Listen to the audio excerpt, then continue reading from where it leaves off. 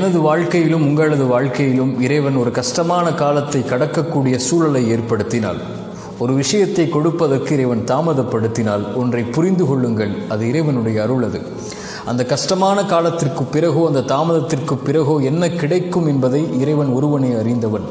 நம்மை பொறுத்தவரை காத்திருப்பு மட்டும்தான் நம்மால் முடியும். இறைவன் நோயை கொடுத்தால் தான் சுகத்தை கொடுக்க முடியும். இறைவன் கஷ்டத்தை கொடுத்தால் தான் இன்பத்தை உணர முடியும்.